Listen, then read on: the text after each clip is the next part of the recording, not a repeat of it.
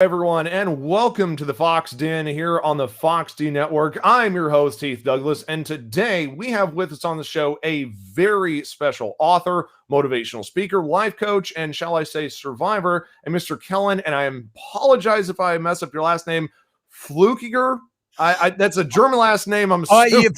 It is so cool. You were even like, yeah, Fluckiger is exactly right. I'm just blown away. Thank goodness. All right. To be honest, when I was, because I actually went to your YouTube channel, I actually went even deep diving into Google with like doing the whole family name thing. I listened to a bunch of different people that said it. So I was trying to find like, what is the closest way I can say this without sounding, because I'm assuming. Right. Well, thank you. And again, thank you so much for being on the show today and joining us on this wonderful Friday. You're welcome. I'm just grateful to be here, and you've already won 1,000 points because you said my name right first time. All so right, 10,000 points. Yippee. Awesome. All right. Well, there is a lot to talk about with you because I have to admit, when I was reading through your story, I mean, you have quite the harrowing and inspirational story, which I'm going to let you talk about in a little bit. And we're just going to get into your life, your time as an author, your coaching, the services you offer, and just really everything in between. But before we get into all that, we just want to highlight our sponsor. And that, of course, is this network's coin, the Fox D coin. The Fox D coin is a totally community-driven coin with no premier and no developer's wallet that is keeping the coin held behind a wall. The Fox D coin is a 100% transparent coin that is open to everybody, making it where it's a coin for the people and by the people. The unique advantage that the Fox D coin offers what we are utilizing right now, the Fox D network, and the coin gives everybody the opportunity to get seen on our network and gives your content a chance to shine, with your audience growing with you as well as the network. We're always accepting new guests, streamers, and contributors to the network. So if you want to expand your brand, then you know what to do. Check us out on our website at foxdcoin.com. That is Fox, F-O-X, the letter D, coin.com. And you can download your own wallet there. Or if you want to buy some coins yourself, you can find us on Bilaxy, Crex24, BitSales, FX, and Free Exchange.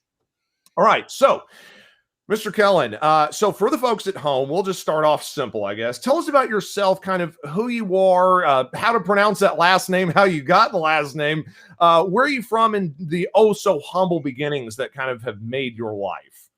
Well, my name is Kellan, Kellan. The last name is Swiss, Fluckiger, and it used to have an umlaut over the U, F-L-U-C-K-I-G-E-R, and was pronounced Fluckiger with that. Fluckiger. Yeah, Fluckiger, right?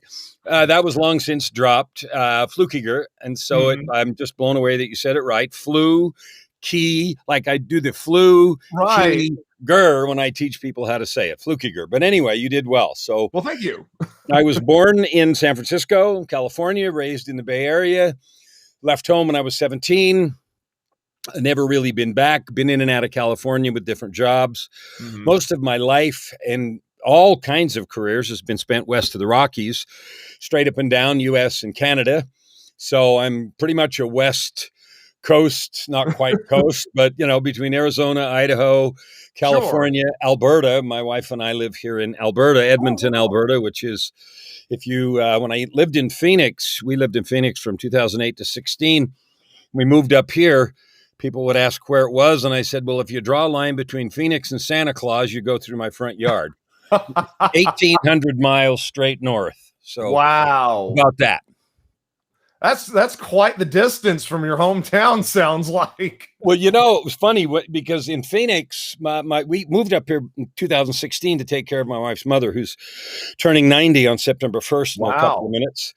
And we moved up here in 16 because she was just getting too old to take care of herself. And so we moved by where she lived in a condo. And about a year ago, she fell down and broke her hip, and she's moved in with us since then. So she's here with us, and we'll be here till she goes, however long that is. We expect, I don't know, another year maybe. And then we're going to go somewhere else. So maybe where we're planning right now is over on Vancouver Island, west of Vancouver. Or we've talked about northern Arizona. I don't want to go back to Phoenix. It's too hot. So that's kind of the geography and where we are right now. I have 10 children. We have 20 something grandchildren. Um, and there's a whole pile of the story that's all tied up in all that. No. Well, I was about to say, talking about your story, and everything. I mean, when I was reading even your about you section, and even because, and one of the things is we will also definitely have links to all of your books and your website as well. So if people want to definitely check that out, they can go to Amazon, and you have a ton of inspirational books. The ones that I want to really point on, especially, is when I was looking through, I guess you would call it your breakthrough book, The Tightrope of Depression. And I have to admit, you don't pull any punches in your books. I mean, you really do get raw and real with people in how it was growing up from it. You said how even at a young age, you were kind of thrust into the academic spotlight, as it were, with, being pushed up an extra grade or two, and maybe feeling like an outcast, and to regards with your family dynamics, even with your mom and your dad not being like a leave it to Beaver thing.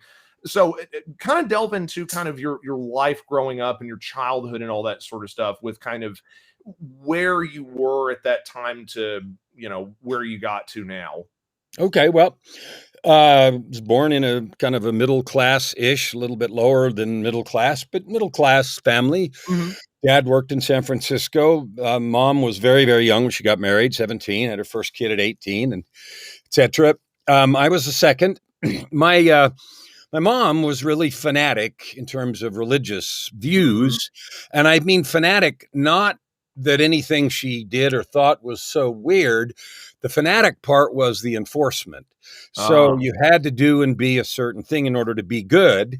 right. And her discipline today would be felony child abuse. So I had a lot of spankings, beatings, Mhm. slappings, emotional, all that sort of stuff that today Right. literally would land you in jail. And I'm not, she was too young to be having that kind of kids and whatever. So, Right. so I No, I hold no understand. negativity about that. But where it left me, I was expected to get straight A's, and I was Mhm. blessed with a lot of brains, so I should have been able to do that. But I didn't like myself and had a lot of doubts, so I didn't in grade school, and that got a lot more punishment, and it Right. sort of became a circle. How it left me was, starting from my mid-teens, I just sort of internalized the idea that there's something wrong with me. I'm Mhm. fundamentally flawed. I'm just not good enough, Right. no matter what I do, and I never will be. So that was sort of the framework of my life. And I eventually, left home. I got jobs. I got good jobs. I Mhm. kept thinking if I made more money and got, coolness, promotions and prominent and something, that somehow I would earn the approval that Mhm. I never had. And it's not true. It never happened. Right. And so I spent, and this is going to sound horrifying, but I spent 40 years from 15 until I was 55 trying to get that approval. Mm. And and here's the thing. I had MDD, major depressive disorder, from my Right. mid-teens till I don't know, forever. I don't know if it ever goes away, but I didn't do anything about it or talk to anyone about it till my mid 50s, which was 10 years ago, Wow. because in the time that I grew up, you just suck things up. You don't talk Right. to anybody. If something's wrong in the head, you suck. There's something wrong with you. The whole stigma Mhm. thing and all the stuff that, we see manifest. Robin Williams committed suicide, and, those things sort of manifest periodically, and then they get talked about a lot, and then they go back down under the Right. radar. So I lived that way. And the consequences were a disaster. On one hand, I had a successful career. On the other hand, I hated my life and hated Mhm. myself. I kept trying to do what I thought I was supposed to do. Now, if you marry that with another dynamic, which is I was born a creative. I love Mhm. music, performing, and everything else. But in the context of that religious stuff, that was evil. Oh, yeah. Musicians were bad. I grew up in the San Francisco Bay Area, hippies, rock and roll. Like, I literally remember the hippies in the Summer of Love. And, that was Wow. all this evil stuff, right? Right. And so the idea that I would somehow be a musician was anathema. I opened a recording studio in the 80s and it was successful. I had acts from LA and record companies come and record there, some people that won music awards. You know, it was successful and I was writing my own stuff. Mhm. So, and I was also working at a job because that was part of the you got to do this or you suck Right, thing. of course. So I was working the two things and it came to a point where I had to quit. I wanted to do the studio full time in my own music, but I couldn't because Mhm. that wouldn't be okay. So I made a choice in the mid 90s to close the studio, to pursue a career, whatever the hell R that is, corporate kind of right. thing. And it had two effects. One, because I focused my energy in one area, I was very successful. Big Mhm. career, big positions, made a lot of money over the next 15 years. Right. The second thing was negative, and that was I paved over the whole area of my life creatively. It's like I paved over everything I wanted to build Right. and built my whole life on the second story on up. And as you would expect, eventually the foundation crumbled and the whole world came down. So in the decades in between, I had burned through multiple relationships. I ended up being a drug addict, in and out of rehab. Mhm. Um, you know, I'd been married and divorced 3 times. I had 10 children, which were all mine, half of whom don't talk to me even now. I've got still lots of opportunity and work to do there, which I'm grateful for. Right. But that was all a result of me hiding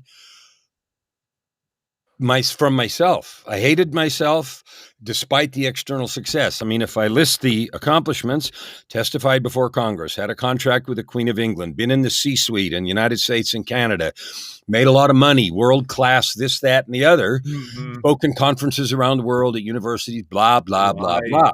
So that was the appearance. And behind the scenes, just like a movie, you know, behind the scenes, it's like, Oh, yeah. holy crap, you know, this mess is going on. So eventually, and I gloss over it, not because to gloss over it, but it was just repetitive, the same. Right. You know, addictions would surface, and then I would fight with them for a while, and then I would ruin another relationship. And so, even though there were 3 marriages, there were a couple of other relationships because I couldn't be me ever anywhere. Mhm. Oh, no, And I one understand. thing I knew how to do was make money. So I got positions and I made money. But if anybody thinks that that's the answer to stuff, man, have I got news for you? All Oh, it no, yeah, I all it agree. does is allow you to do what I did, which is to have a $3,000 a week cocaine addiction and have that be lunch money. Okay. So that's all the money does for you. I had a Mhm. garage full of toys, and one of my neighbors said, well, every time I go by your place, I have garage envy. And I would always think, yeah, but if you knew who I was, you'd think I was a jerk, an asshole, and everything. Right. Mhm. So that went on until it exploded, like it always does.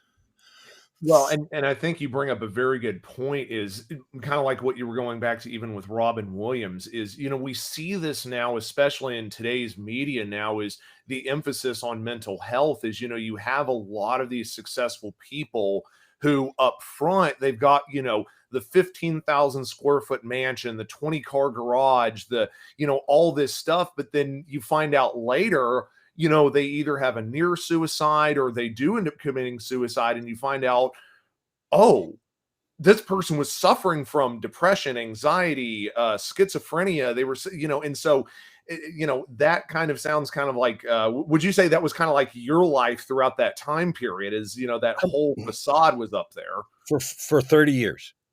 Wow. That, 25 to 55.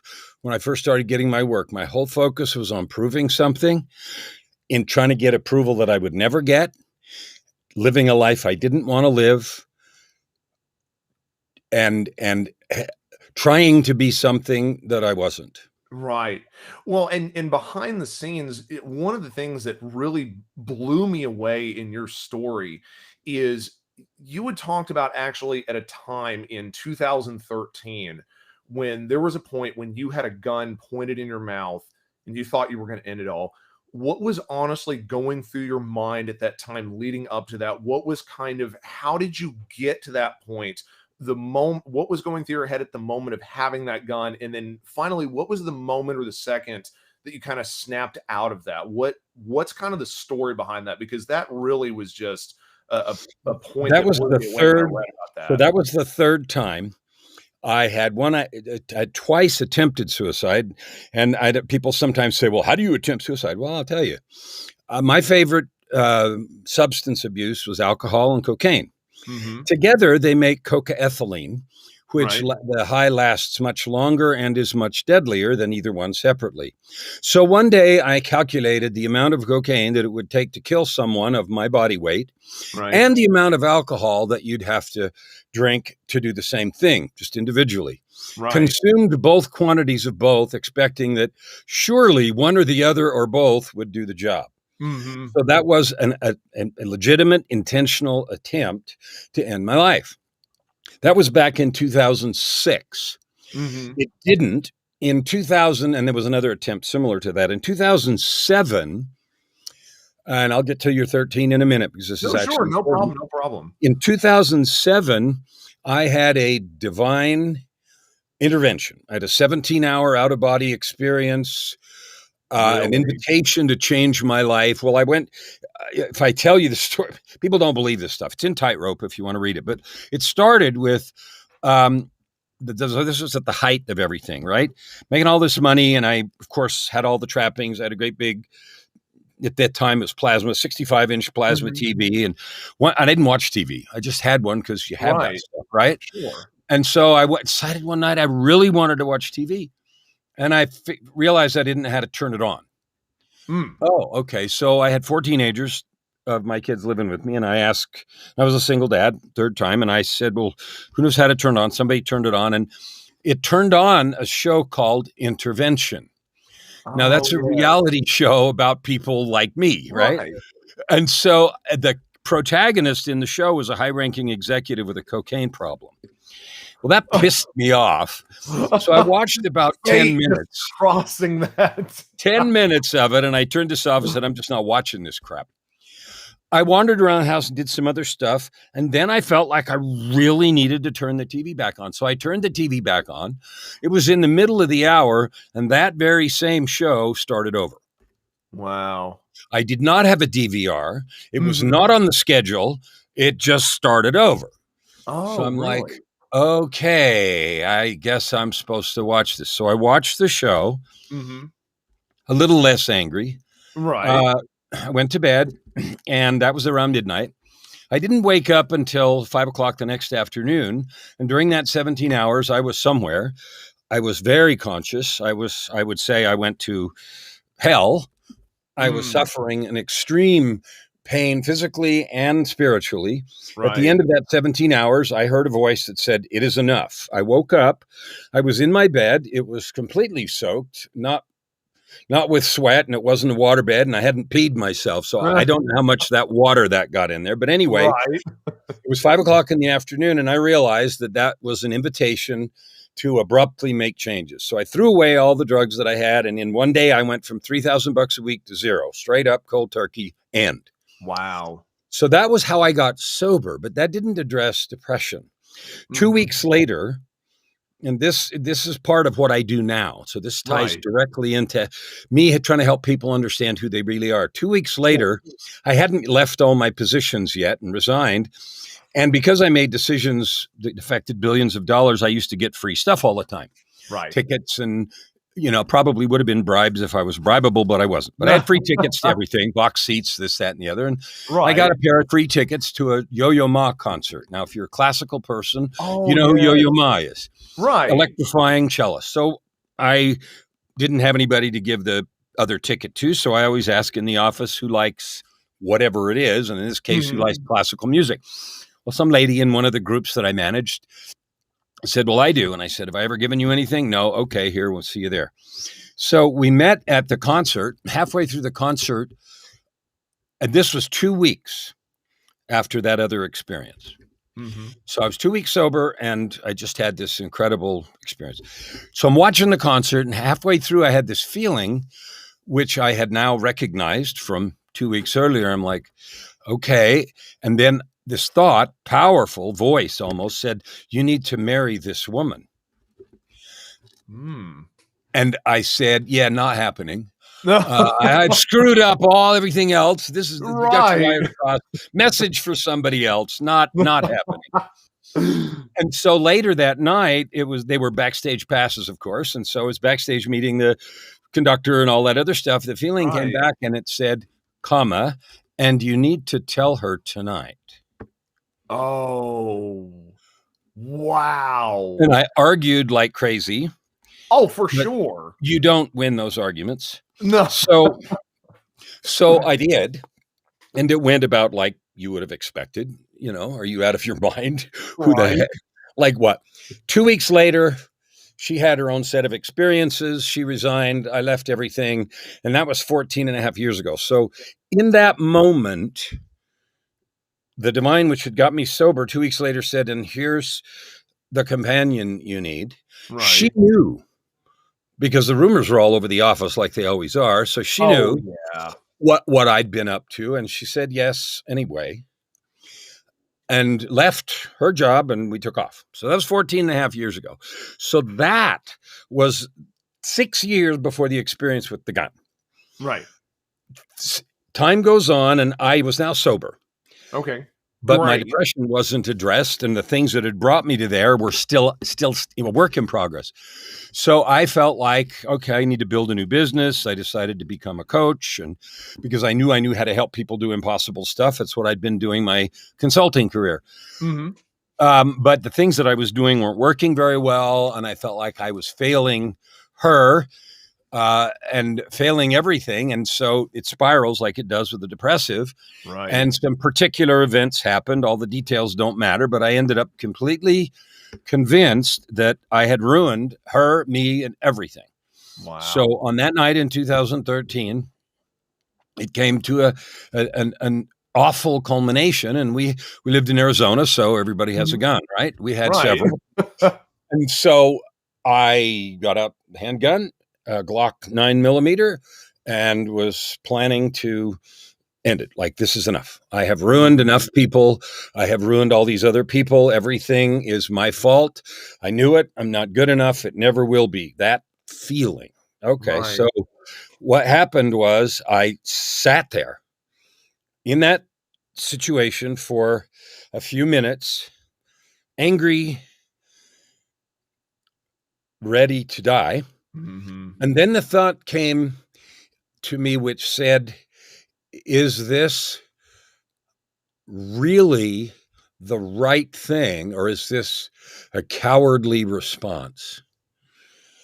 And I thought, shit, I can't do this, because my ending my life, I had no fear. It was not about fear of dying or anything else. Oh, sure. It was about, look, I can't do this to her. In addition to everything else, I can't do this to her. I can't. Oh, yeah. No. I can't. So I didn't know what I was going to do to fix anything, but I thought, I just can't do this to her. So I put it away. We talked some more the next day. And that time, finally, is when, after all these years, I finally realized I have got to get help. And so I finally, 50, what would that be? 50 years old, 52, 53, 52. You don't look a day over 30. Yeah, well, no, I'm 65 now. I was 52 then. Or no, 2013. So whatever. I said, I got to get help. 57, 56. Right. I got to go talk to somebody. I can't do this. I can't fix this. So I began to take steps to do that, get past the stigma, get past the conversations, finally have the courage to tell my own family of origin, my brothers and sisters, my mom, that, I was never going to be whatever they thought I was going to be, and they just have to live with that. And I had to do what I had to do. Well, to fix my own life. So that was when I finally took responsibility for my life. Well, and that's fantastic. I mean, I'm glad you're here. Again, I'm glad the, gun issue didn't work out the way that it did, and even you talk about, afterwards, you said that you had gotten shrink and had finally gotten yourself diagnosed with the manic depressive disorder. Now, when you were told that, were you more accepting of it when you were actually told that, or was there maybe some disbelief? Because, of course, everyone has different reactions when they're told about certain, mental disorders or disabilities that they have. But how did you receive the diagnosis after you had finally been diagnosed of this MDD? So he wasn't sure if it was manic depressive or major depressive disorder, but he said, "What's clear to me is that you've had this for 40 years." He said, "I'm surprised you're still alive and walking to tell the story." He said, Hmm. "We need to do some serious work." I was simply grateful to have talked to somebody and have Right. said something. Absolutely. And the answer is, I don't really care what you get out of your DSM, the diagnostic manual. Yes. I don't care what you get out of your DSM 5 to tell me whatever the hell you tell me. Let's figure out what to do here now, because my first approaches were still, I need to have handled this. And Mhm. so I would interact with the shrink like I was already on top of knowing the answer, even though I was busted. And it took a while to just be busted and figure out what to do with busted. Right. And during that time, as well, even afterwards and getting help and therapy, because, really with the shrink, you talked about how, going through the shrink, taking the meds, and talking to somebody about your problems, you spoke about how you felt that that would be enough, but yet there was a second incident of another near suicide or 2014. So really just even a year later that happened with a buildup that kind of went down with a drinking binge. And I'm curious, what made you turn to have another breakdown? I mean, because normally most people, when they go through help, go through a shrink, a psychology, think, okay, I'm doing well, I'm taking these 12 steps. But what was the breakdown for you where you had, I guess, another slip up, for lack of a better term, I guess? Lack of understanding about how this stuff works. So Mm, I thought exactly what you thought. All right, I'm finally getting some help. I'm doing okay. So it's going to be okay, right? right. And the answer to that is an emphatic no. It's a process. And you have to stay working on yourself and understand that you took however many decades for me to get to the point where I was even getting help. And Mm-hmm. so I still was convinced that it wasn't going fast enough. It was never going to get better. I was not okay and never Right. was going to be okay, which is still that fundamental problem. The funny part, it's not funny. No, The truth of well, I know this what you mean. Yes. is that the addictions that I had were not to any particular substance. Whatever the substance that was handy was good: alcohol, drugs, cocaine, Mhm. ketamine, ecstasy, who cares? Sure. It was whatever's handy. The real addiction was to self-loathing, and Hmm. the substance was simply the numbing mechanism so I didn't hurt so much. Right. Right. I, And I so think that's that understanding was a process. And that event you talked about was in Vancouver. I took off. It was a trigger, so I didn't know anything about triggers either. mhm. One of my ex-wives came to the. I hate saying that, ex-wives. No. Okay. One ex came to a wedding, which was my son's wedding, and um, seeing her and seeing her efforts to get in good with the kids and turn them against me, which she'd always been doing, but watching it Mhm. firsthand, triggered the thought maybe she's right and everything. And that just it launched a trigger of this Right. spiral of not okay. So I took off from the wedding rehearsal and went and ran away from everybody. Nobody knew except, of course, my wife, but no one else knew what was Right. going on. And I went and got so wasted. She found me face down. She didn't find me. Some good Samaritans found me face down in the gutter outside, happened to be outside the hotel we were staying, but that was an accident.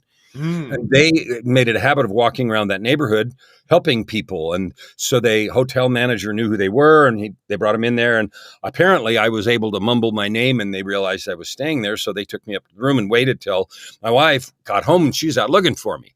So this Right. is embarrassing and gross to talk about. But that's exactly what happened.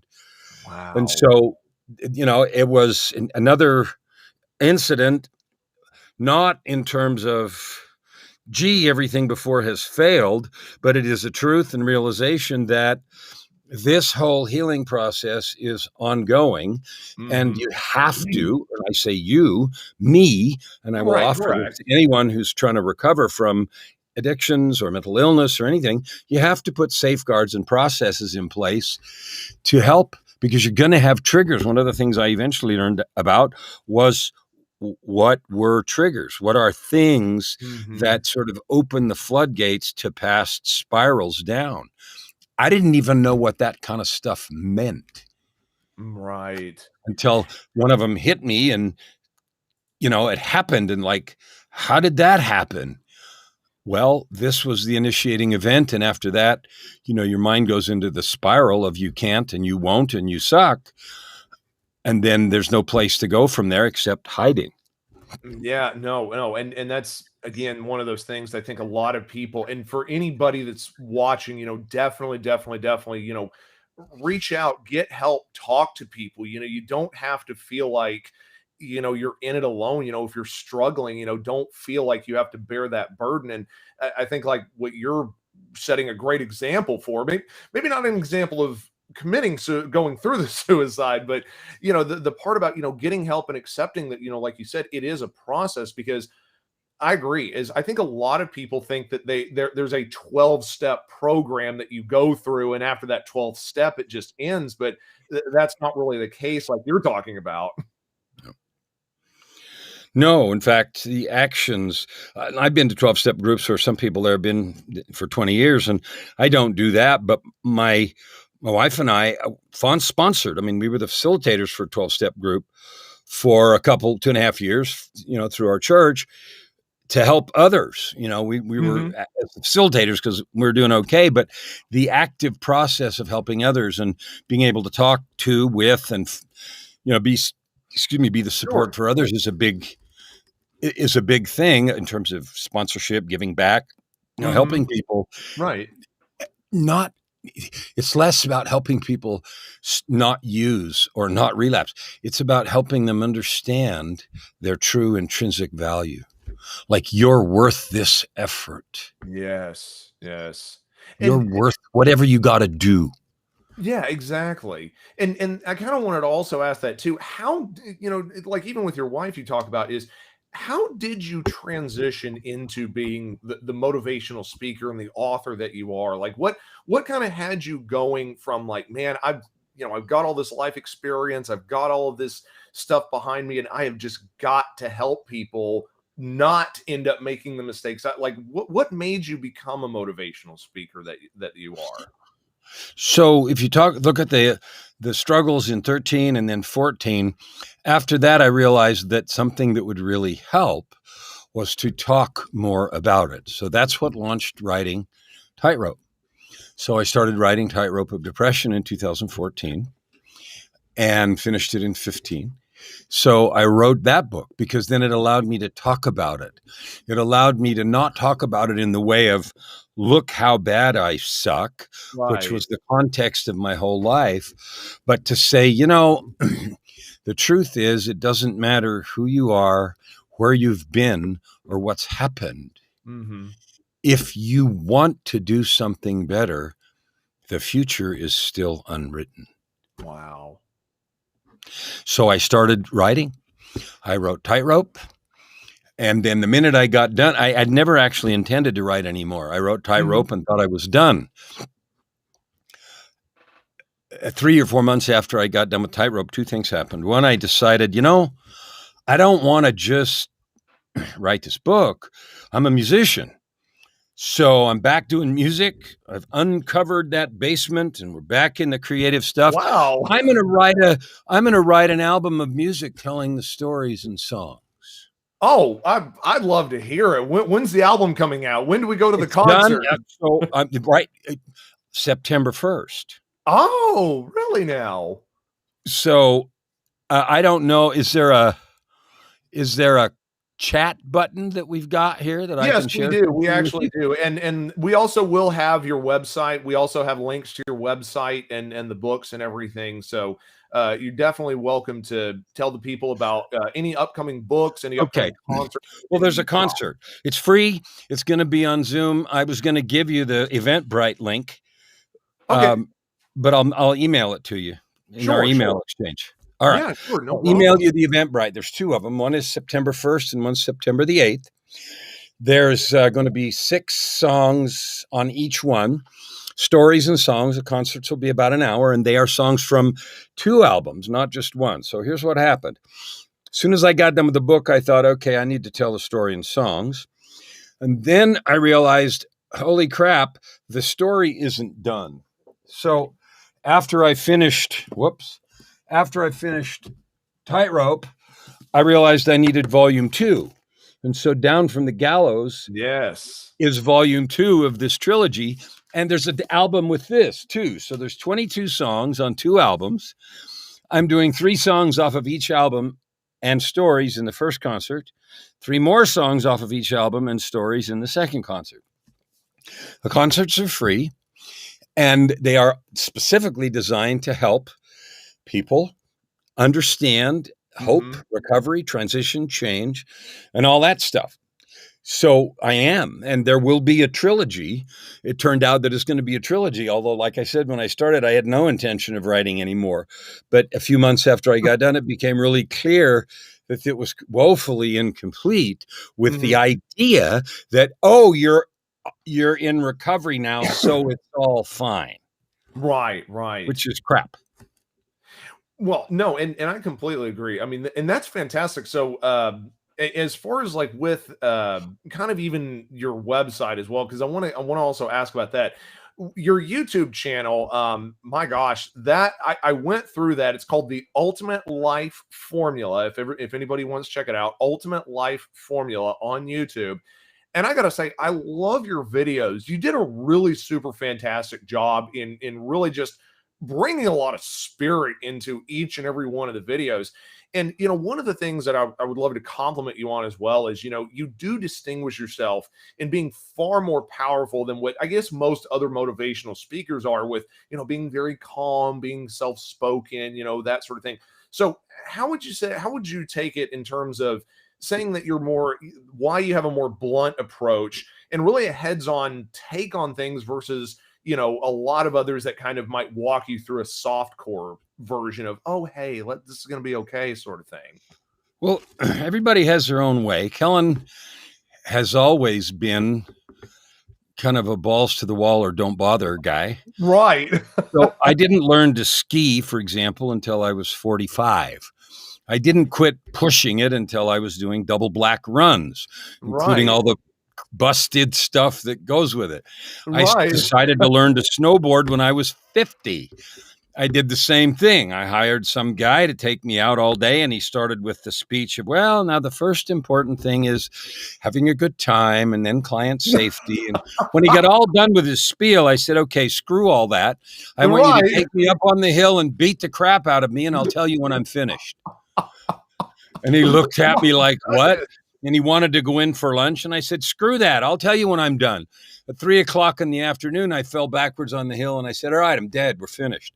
We came back the next day and did it again. We came back the next weekend and did it again and did it again. And I learned to snowboard. So that Wow. I'm that guy. And so that's just who I am, Right, right. like straight up all the time. Like no play acting when people meet me. That's like, same dude. Nice.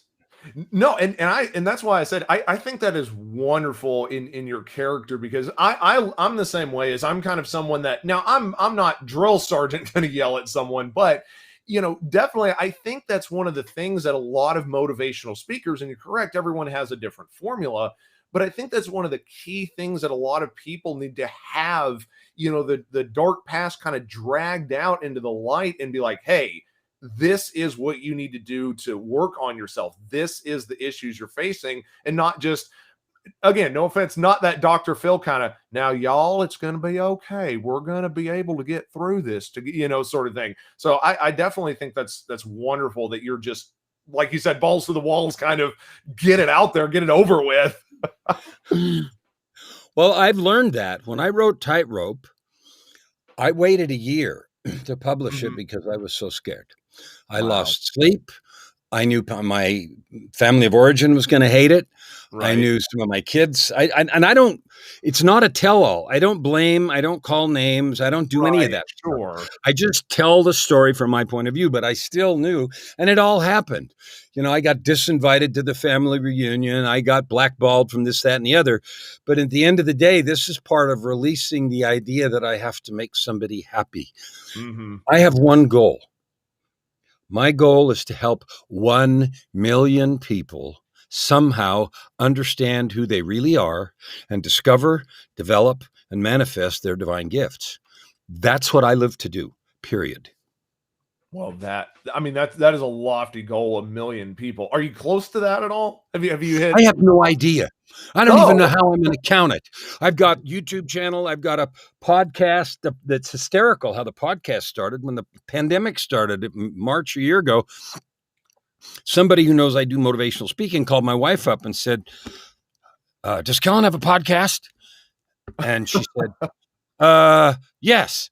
And then she came downstairs and said, we have a podcast. oh my goodness. And so I started a daily podcast called Your Ultimate Life.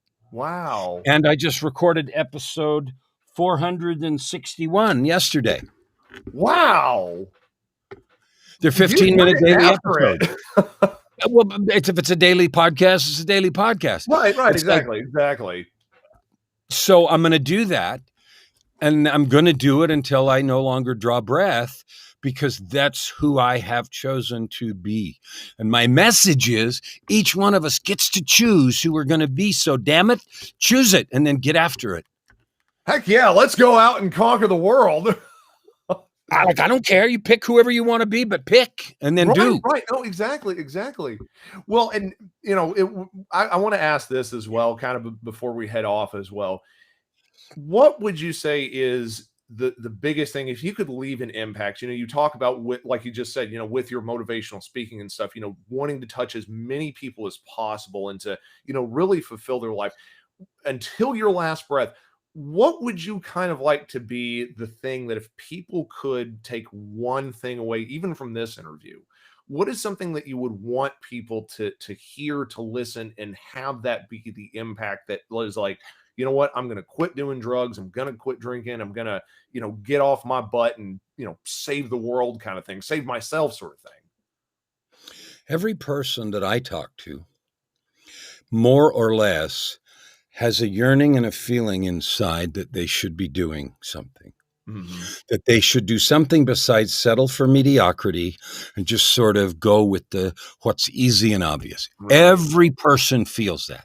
Some beat it down and don't live into it. Some choose to ignore it.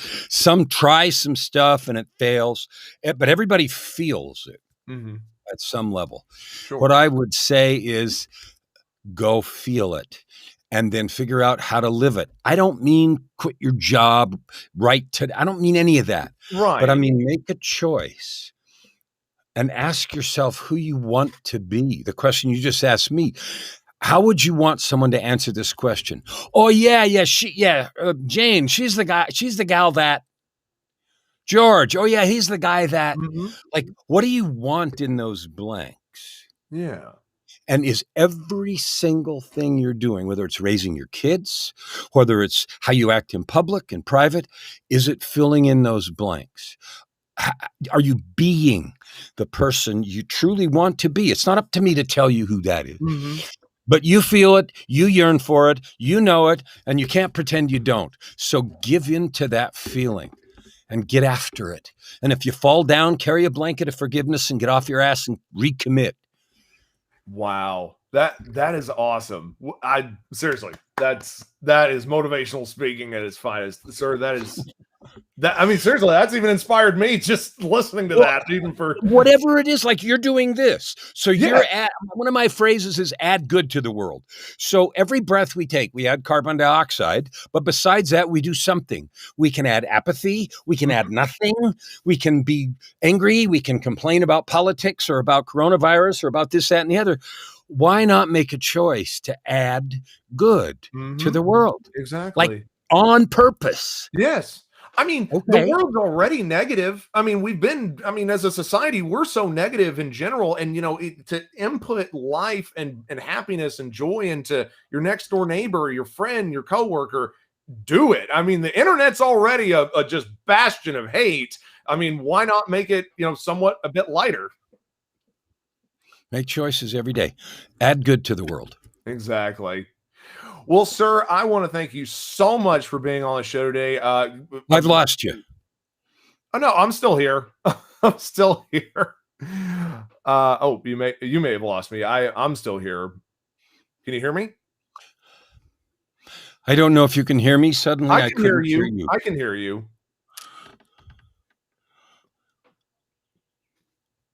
I'm still here. Hello. Uh, well, I think we I may don't know have if some it's internet. recording or not. I'll be quiet. No, it's I okay. can't hear you. Okay, well, it looks like we're having a little bit of technical difficulties here, but don't worry. But I just want to say, more than anything else, thank you so much for dropping by, sir. We are definitely, we'll definitely have your website and all of your information up on the video as well. And guys, thank you so much for stopping by here on the Fox Den. We are greatly appreciative that you're here. And if you can, please go ahead and support us on our website, Buy the Coin, and also if anything else, hopefully you have a wonderful rest of your day, evening, and good night.